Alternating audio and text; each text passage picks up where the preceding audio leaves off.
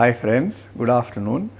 This is Dr. Ananthakrishnan, Consultant Internal Medicine and Infectious Diseases, Prashanth Hospital, Velachery. நம்ம இன்னைக்கு summer காலத்தில் என்ன மாதிரி ப்ராப்ளம்ஸ் வரும் அப்படிங்கிறத பார்த்துட்டு இருக்கோம். அதோடு ரிலேட்டடாக டீஹைட்ரேஷன் இல்லைன்னா நீர் பற்றாக்குறையை பற்றி நம்ம ஒரு சின்ன ஒரு செக்மெண்ட் பார்க்க போகிறோம்.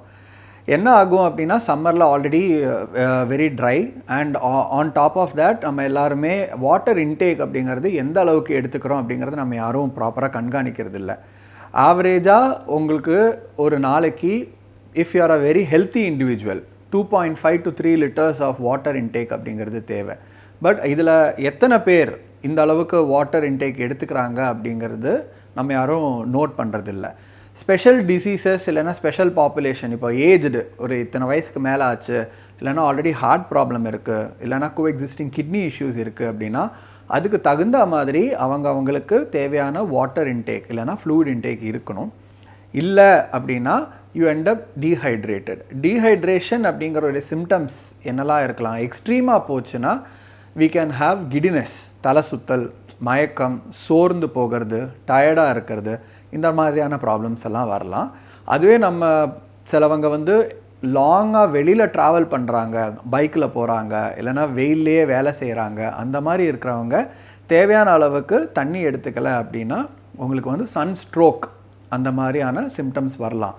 அதில் உங்களுக்கு ஸ்கின்ல ரேஷஸ் மாதிரி வரலாம், எக்ஸ்ட்ரீம் ஹார்ட் ரேட் ஃப்ளக்சுவேஷன்ஸ் வரலாம், பிபி ஃப்ளக்சுவேஷன்ஸ் வரலாம், இந்த மாதிரியான இஷ்யூஸ் எல்லாம் இருக்கலாம். ஸோ வாட்டர் இன்டேக் இல்லைனா ஃப்ளூயிட் இன்டேக் அப்படிங்கிறது இந்த சம்மர் சீசனில் எஸ்பெஷலி ரொம்ப ரொம்ப முக்கியமான ஒரு விஷயம்.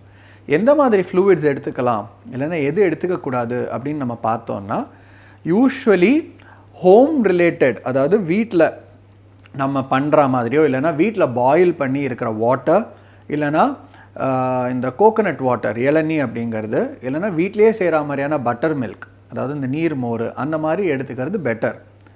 அண்ட் இந்த கார்பனேட்டட் ட்ரிங்க்ஸ், அதாவது நம்ம நிறைய கம்பெனிஸ் ப்ரொவைட் பண்ணுற கார்பனேட்டட் ட்ரிங்க்ஸ், ஃபிஸ்ஸி, சோடாஸ் அந்த மாதிரி, and too much of tea, coffee அதை நம்ம அவாய்ட் பண்ணலாம். ஏன்னா tea, coffee has a diuretic action. அதாவது ஆல்ரெடி டீஹைட்ரேட்டாக இருக்கிற நம்மளுக்கு இன்னும் யூரின் அவுட்புட்டை அதிகப்படுத்தி நம்மளுடைய பாடியில் இருக்கிற வாட்டர் லெவல்ஸை இன்னும் கம்மி பண்ணும்.